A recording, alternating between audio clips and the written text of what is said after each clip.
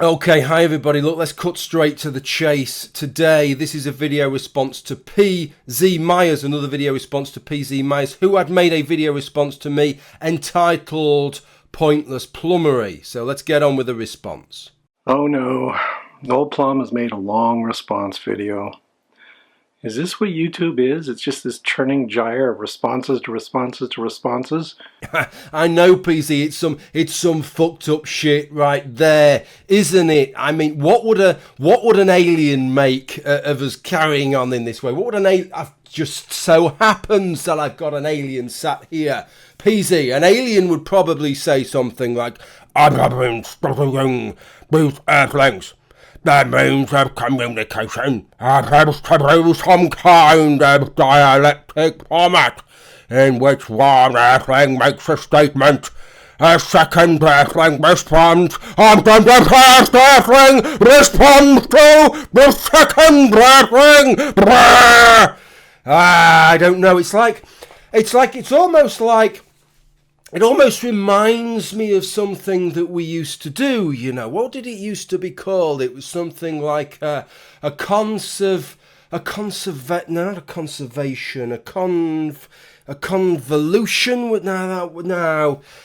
the word won't come to me. But I guarantee you, PZ, I'm sure the word will come to me before the end of this video.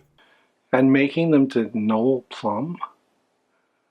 I'm in hell, aren't I?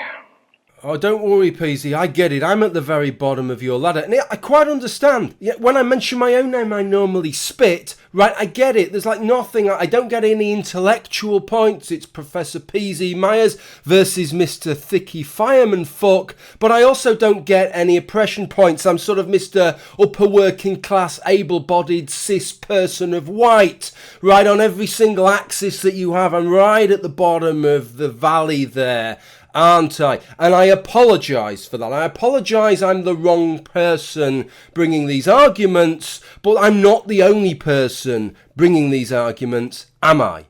Once again, he's hung up on my brief comments on his supervillain cartoon. What horrible things did I say about it? I said it was a wonderful illustration. I was amused by it, but that it's a bit over the top. So now he has to go on and on defending it. Okay, Noel, I accept it. Caricaturing your critics as supervillains is just something that's very, very important to you, and you have to do it. What? Jesus Christ, PZ. Look, I've got to say, right, I'm not annoyed. I'm just blown away by the lack of introspection, the lack of self-reflection. You'd show a vampire up, PZ, on the lack of self-reflection front. You are a man who has built his reputation. In fact, strike that. You are a man who forwent his reputation and constructed for himself an entirely new reputation on the back of doing exactly this. On the back, you made this your stock in trade, taking people who you disagreed with on issues and turning them into villains. And then when I do in a light-hearted comedy kind of a way, that which you do to try and demonise and smear people, then you say, oh, well, if you really feel the need to do this, Noel, I suppose it's just something that you've got to do. I mean, I've just got to say, fuck you, Myers, fuck you on that one, you fucking hypocrite.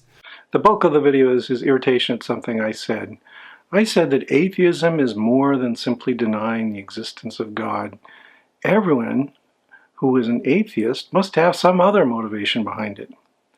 He objects, and then he misses the point by 1,000,000 miles. He explains that we North American atheists all have this idea that you can only become an atheist by taking some kind of spiritual journey.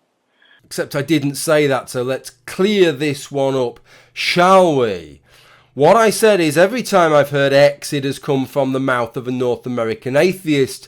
That is not the same thing as what you're saying I said, which is that all North American atheists say X. It's not even close to being the same thing. But I never believed in God. I never had this journey Plum is speaking of. I certainly don't think it's an atheist requirement. So the whole central part of his video is this weirdly inappropriate tut-tutting me for something I never said and don't believe. Well, then let me just stop you there and take that on board, PZ, and say, okay, if I've misunderstood what you were saying, then that's great. But thinking about it, how marvellous in a way that the way that we're engaging, the structure of this exchange is such that it allows those things to be cleared up. This strange, kooky sort of exchange that we're having where one person is saying something, then the other person's saying something, then the first person's saying something again, and then the second person's responding. But amazingly, some kind of phoenix seems to have arisen from the ashes of that, and we seem to have cleared something up. Conversation! That's it, conversation! That was the word I was thinking of. Yes, we're having a kind of conversation, aren't we, Peasy? Amazing format, really. Very, very strange. To make it even stranger, note that what I said was that an atheist has other motivations behind our disbelief than just because. So what does Plum do?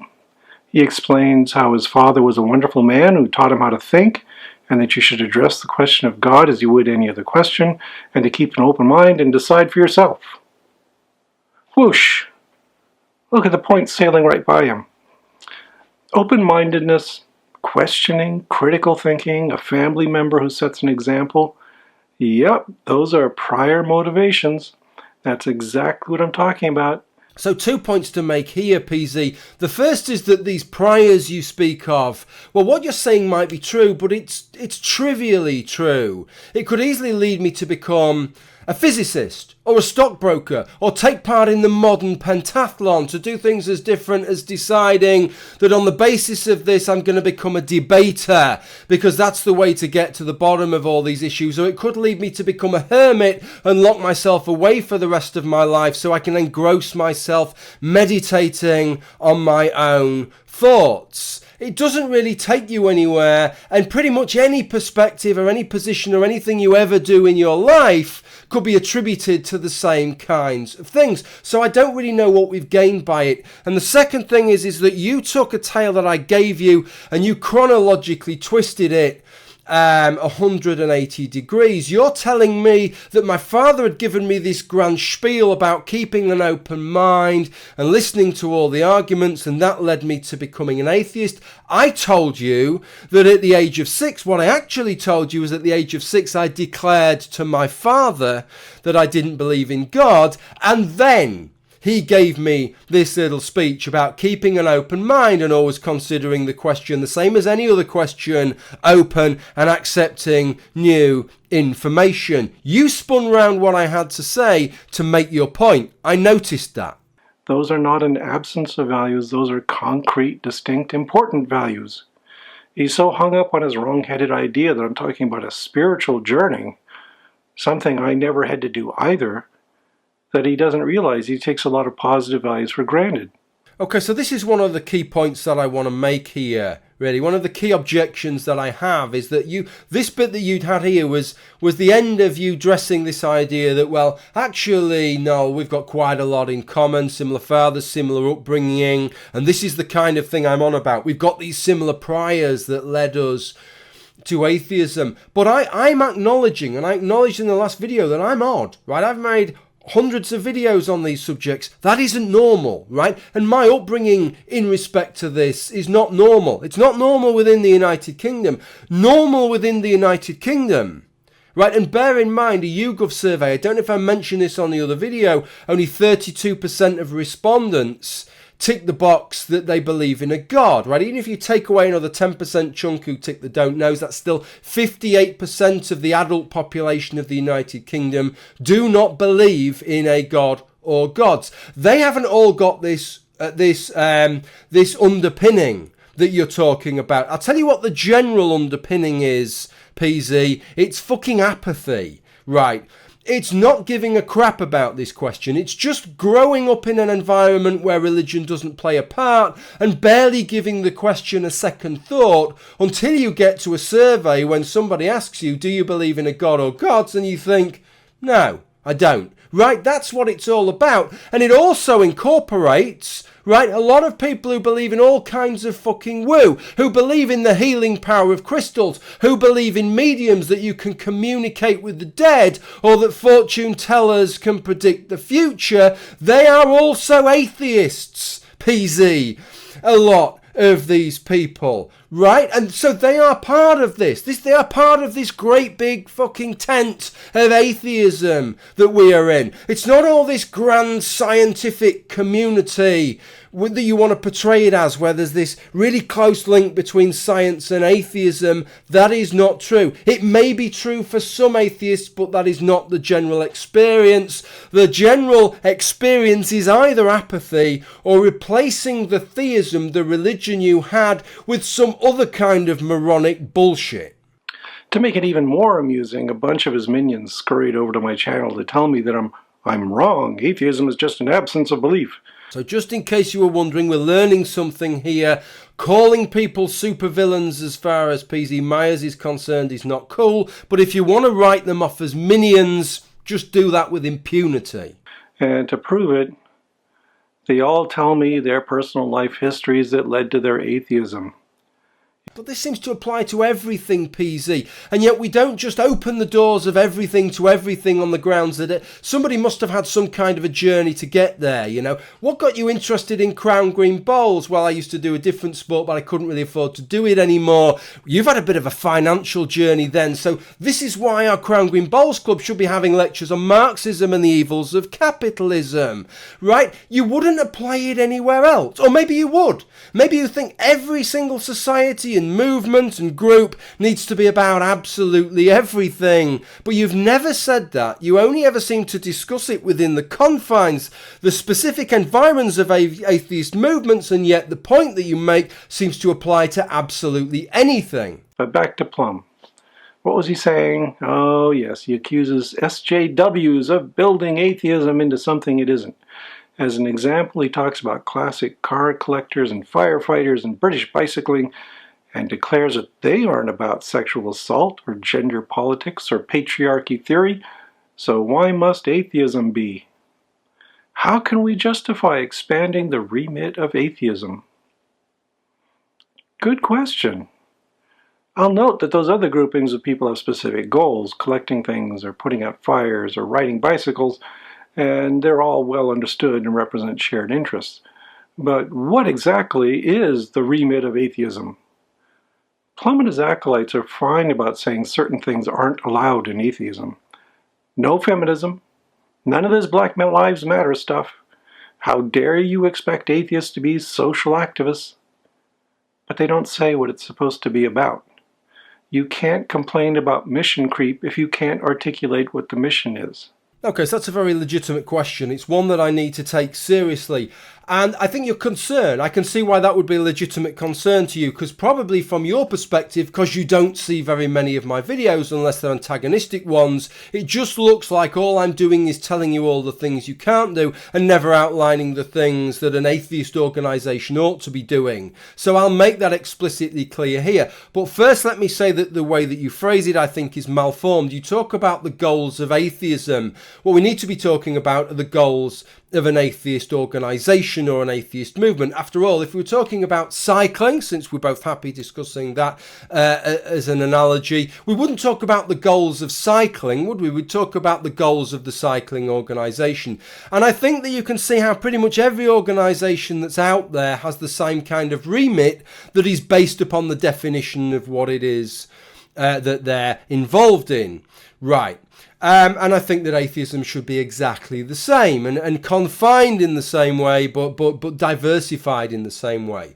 The first question you say is, what's the point then? What's the point having an atheist movement? I say that that's a pretty legitimate question to ask, actually. I did an interview a few months back with Lee Moore, who would have been organising an atheist conference that was taking place about now, I think, if it hadn't fallen through. I asked him that very question. Why do you even need an atheist movement in the United States? And he gave me a very legitimate answer. But it's a legitimate question to ask.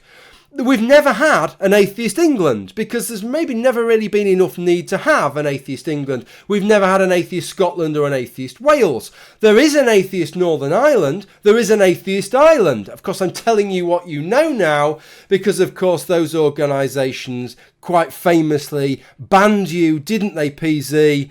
Let's be honest, without going through the whole thing, they banned you for being an absolute twat, quite honestly, didn't they? Okay, so there's an atheist Ireland and an atheist Northern Ireland. We've never had the same thing within Great Britain. We have a National Secular Society and a British Humanist Association, but no explicitly atheist organisation.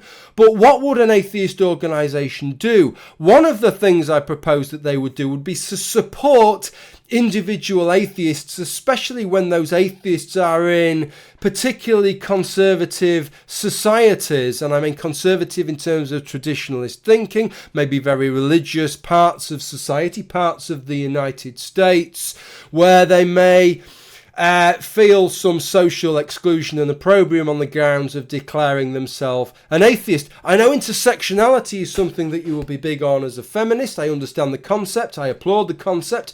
And intersectionality may kick in there. A woman coming out of religion, or a gay man or woman coming out of religion in that environment, may find that those factors add one on top of another, and they experience an extra level of social opprobrium as a result of being a gay atheist or a female atheist in that particular traditional environment. That is a level of support that I would expect to see. Another thing that I would expect to see is for atheist organisations to deal with the issues of its members. Note the issues of its members as explicitly relates to atheism. Now, I said there wasn't an atheist England, but if there was, some of the things we might be tackling are things such as the fact that our head of state is also regarded as the defender of the faith, the head of the Church of England, such as we have the Lord Spiritual in our upper chamber, the House of Lords, such that we have faith schools, PC. Around half of the state-funded schools in England, Scotland and Wales are run by the Church of England or by the Catholic Church, and every school in England, Scotland and Wales is expected to have a weekly communal act, an assembly that is religious in nature. Those would be the kind of things that I would expect it to tackle. In other words, issues that atheists have on the grounds of them being atheists, not just issues that atheists have, and that is in line with every other organisation. You would expect a cycling organisation to deal with the issues that its members have on the grounds of them being cyclists. What you would not expect a cycling organisation to say is that, well, some of our members are atheists, so now atheists, that means that that is a justification for why atheist issues must be the cycling organisation's issues. That is the leap that you're making. In terms of the intersectionality, you're going beyond the intersection and saying, well, because some cyclists are atheists and we're dealing with that intersection, atheist issues, that whole set of atheist issues are our issues. That is what I feel that you do. That's where you go too far. There are some women's issues that they experience, female or women atheists experience on the grounds that are peculiar to women atheists, right? That is obviously a legitimate thing to talk about, and some of the arguments for abortion, for example, are framed in a religious context. Of course that is part of the remit of an atheist organisation, but to say, well, then all women's issues are atheist issues is an absurdity. All cyclists' issues need to be atheist issues then, PZ, on the grounds that I'm a cyclist and an atheist. That is where we agree and where we disagree, okay? There's plenty of work for an atheist organisation to do, but deal with the issues that your members have on the grounds explicitly of them being atheists and not on the grounds of some other characteristics that they possess. This is why science is such a natural fit with atheism. It's a method for exploring the nature of the universe. So of course it should be part of the discipline of atheism. But you know what else is part of the existing remit of atheism? All of these things. I have seen every one of them discussed at atheist meetings. So where do you get off insisting that subjects like the relationship of the sexes, gender politics, and patriarchy theory are not part of the remit of atheism? Who are you to declare that culture, society, and justice are off the table? They are just as much a part of the history and goals of atheism as are the separation of church and state or evolution. So can I say before I go any further, again, you're talking about the goals of atheism. Can't you see how absurd that sounds? Fine, talk about the goals of an atheist movement, but the goals of atheism is just an absurdity, right? Now you could say, well, it's just sloppy language, but it is sloppy language, and I think it's sloppy reasoning on your part that is underpinning your constant use of this sloppy language. But what you did is you gave a list of things and you said, well, all these things in some shape or form have been discussed at atheist events. Why can't these other things that I'd like to discuss be discussed at atheist events? What makes these things relevant and these things not? What I would say to you is all of them, all of the ones on the list and the ones that you'd really like to talk about, they're all potentially relevant and all potentially not relevant. When are they relevant? Well, they're relevant when they're relevant. They're relevant when they explicitly relate to atheism. Right, it doesn't mean that generally you can just include anything you like about these things. You've got communication down there. If you want to talk about the way that atheist organisations can communicate internally or get the messages, once they've decided what things they want to push, what things are relevant for them to push, how they're going to communicate that message out there with the public, that's absolutely relevant. But if they're going to have a lecture on the history of the fucking printing press or the invention of the radio, I have to say that isn't relevant. Right. Take art. I mean, that's maybe one of the hardest things, but take that in terms of cycling, let's say, right? Would it be, if you're having a cycling conference, would it be relevant to have art there? Well, it would be if it related to cycling. Let me show you something here. Okay, just give me one moment. This is something I haven't had a chance to put up yet, but let me show you this. Okay. Where are we? Here we go. There you go. There's a piece of cycling art that a local guy actually has done a series of these prints of different climbs around the world. That is Mont Ventoux, of course, famous climb from the Tour de France. The one that Chris Froome had to run with his bike quite amusingly with the other year. The one that Tom Simpson, of course, the other British cyclist, died all those decades ago. A mixture, I think, of dehydration, just pure human determination not to stop, and a mixture of God knows how many different drugs coursing through his body, pushing him beyond the level that which human body can endure. But would that be relevant? Would it be relevant at a cycling conference to have an exhibition of modern cycling art? Of course it would. Would it be relevant at a cycling conference to have how cycling has been portrayed throughout the ages in art? Of course it would. And the same thing at an atheist conference. Sure, if you want to show how atheism has been portrayed throughout the ages in art, I don't think anybody is going to object to that and say it isn't relevant. But fucking hell, right? If you just wanted an exhibition on cubism or pointillism, somebody might say to you that's kind of pointilless. Maybe it doesn't work, that pointilless, right? Because that doesn't mean you can't take that extra jump and say, well, because art that's relevant to an atheist movement is included, that's it, that opens the doors all out. And this is the point this is the point of objection that I have with the things that are on that list and with things that are not on that list, is saying, well, because, right, okay, this example of talking about gender is relevant to atheism, therefore that's it. We're saying that anything, the whole subject now should be incorporated into our atheist movements. It's frustrating because it seems like the same drum from my side has been banged on now for fucking 6 years, and it's not that you're disputing the argument, it's that you never address the argument, right? You just ignore the argument and just reset it. It's like you're pressing the reset switch every single time you ever respond to it, and just go back to the fact so we can never ever talk about these things, even if they're fucking relevant. Nobody's saying, well, at least I'm not saying that, right? I'm not saying that. Now, I know you don't care what I say, but maybe you'll pay more attention to the words of a misogynist. And I'll leave you with that. Thanks for listening. Talk to you later. Okay, so look, I think I'm finished here. PZ Myers is drawing his video to a close. I'll draw mine to a close. I think I've addressed the points that he's made and made some points of my own.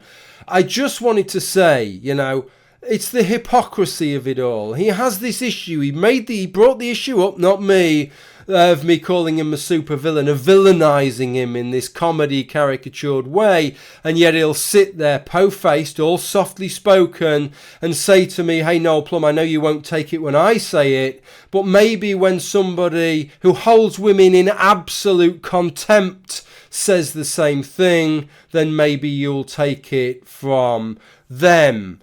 I mean, I've got to say, right, I'm just going to lay it out there, that my regard for PZ Myers is that he's a nasty fucker, quite honestly. He is a wolf in sheep's clothing, somebody who portrays himself as an amiable and reasonable and softly spoken person.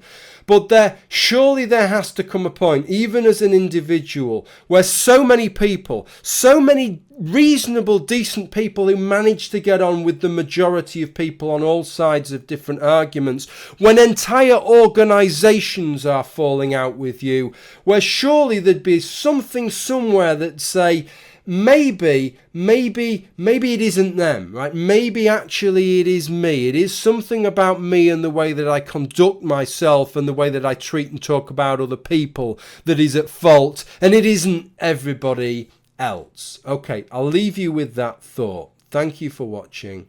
Bye for now.